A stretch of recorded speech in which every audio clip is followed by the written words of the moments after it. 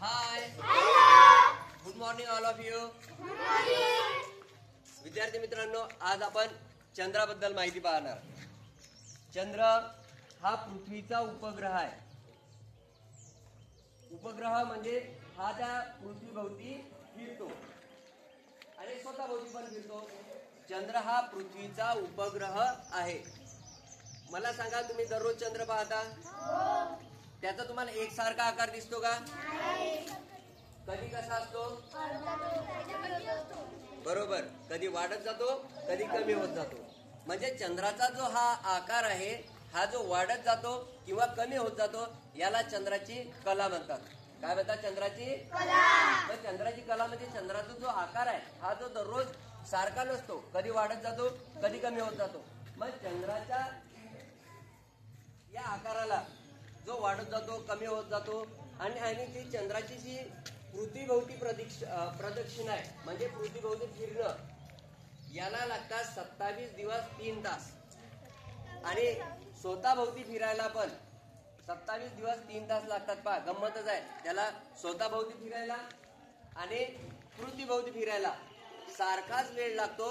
म्हणून पृथ्वीवरून चंद्राची कधीही दुसरी बाजू दिसत नाही.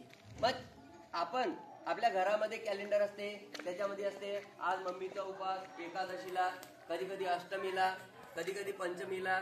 मग हा जो उपवास आहे, मग याला नेमकं शुक्ल म्हणायचं की कृष्ण पक्ष म्हणायचं, हे आपण पाहणार आहे. पाहता आता ज्या दिवशी आपला चंद्र पूर्ण आहे त्याला म्हणतात, काय म्हणतात? ज्या दिवशी चंद्र पूर्ण असतो, पौर्णिमा. आणि ज्या दिवशी आपल्याला चंद्र दिसत नाही, अमावस्या. म्हणजे आता हे पौर्णिमा चंद्रमा काय असते बघा, पौर्णिमा किंवा अमावस्या, तर त्या दिवशी म्हणजे चंद्र गायब नाही, तो आपण पृथ्वीच्या दुसऱ्या बाजूने असल्यामुळे आपल्याला तो चंद्र दिसत नाही, म्हणून अमावस्या असते. आणि ज्या दिवशी आपल्याला पृथ्वीच्या समोरासमोर चंद्र असतो, तो असतो पौर्णिमा.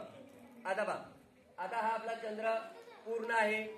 आता चंद्राचा जो आकार आहे, हा कसा वाढत जातो किंवा कमी होत जातो, हे आपण पाहू. पहा, आता आपला चंद्राचा जो 15वा दिवस आहे, म्हणजे आता हा पौर्णिमा आहे. मग पौर्णिमेनंतर चंद्र कसा होत जाईल? कमी होत जाईल. बरोबर आहे. मग आता कमी होत जाईल म्हटल्यानंतर तो काळा होऊन जाईल. म्हणजे काळा म्हणजे मग कृष्ण पूर्णपणे दिसणार नाही. म्हणजे आता हा पौर्णिमा आहे, पौर्णिमेनंतर आपला चंद्राचा आकार कमी होत जाईल. म्हणजे हा पहिला दिवस आपल्या चंद्राचा, म्हणजे हा झाला पहिला दिवस. पहिल्या दिवसाला म्हणतात प्रतिपदा. काय म्हणतात?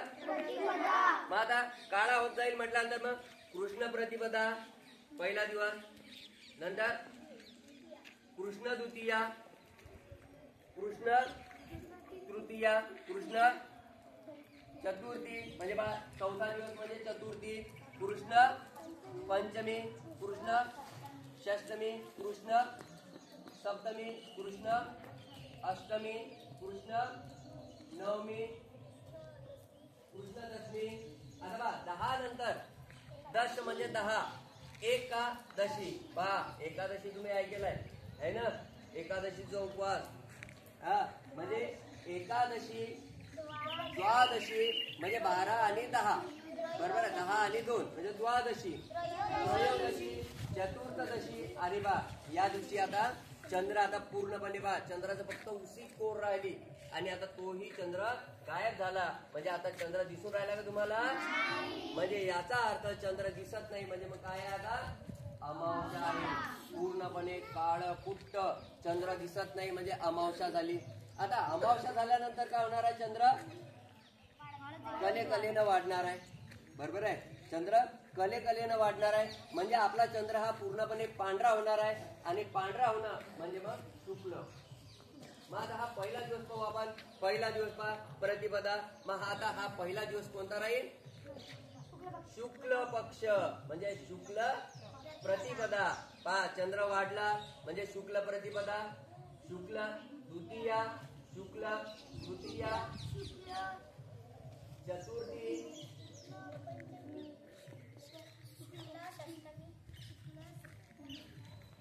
शुक्ल अष्टमी. बा म्हणजे अर्धा, म्हणजे अर्धा म्हटल्यानंतर बरोबर उपवास बी राहते. तो अष्टमीचा हा दिवस म्हणजे तो चंद्राच्या कलेचा 8वा दिवस. म्हणजे मग अष्टमी म्हणजे चंद्र अर्धा दिसतो.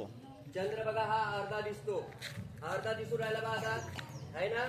आता मग शुक्ल नवमी, शुक्ल दशमी, शुक्ल एकादशी, शुक्ल द्वादशी, त्रयोदशी, शुक्ल आणि आता शुक्ल काय राहिलं का नाही. आता चंद्र आपला पूर्ण तयार झालाय, पूर्ण गोल आहे. आणि मग त्या दिवशी काय असते, पौर्णिमा. पहा हे झाले आपला पौर्णिमा. म्हणजे पौर्णिमा ते अमावस्या हा कालखंड आपला ऐकून 15 दिवसाचा आहे. पहा अमावस्या ते पौर्णिमा हा कालखंड आपला 15 दिवसाचा कालखंड येतो. म्हणजेच अमावस्या ते पौर्णिमा, पौर्णिमा ते अमावस्या असा मिळून 1 महिन्याचा कालखंड लागतो.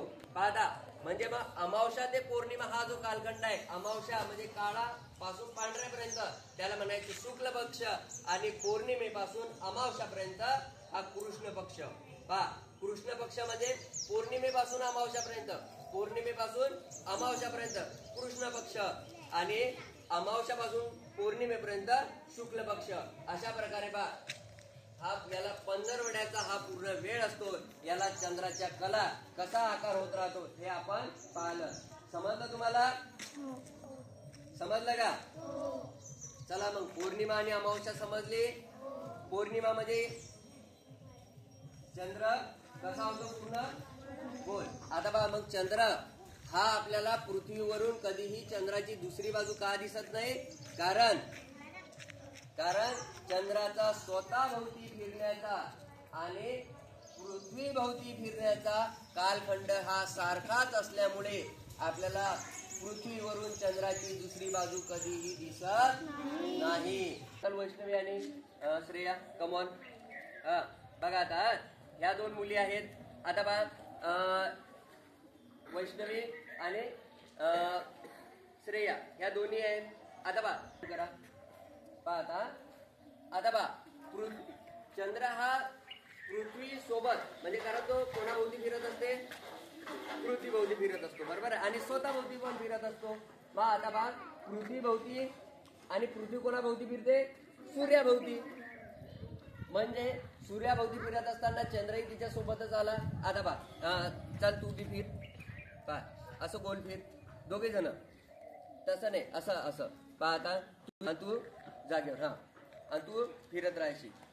शहरात समोरासमोर आहे, म्हणजे कुशीला मागची बाजू दिसून राहिली का नाही. म्हणजे हे चंद्राचं असं आहे की बा तुम्ही चंद्राचा सूर्याभोवती फिरत असताना त्यांचा सारखाच आकार कायम राहतो.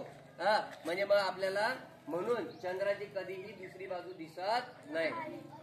समजलं मग? चला ठीक आहे मग.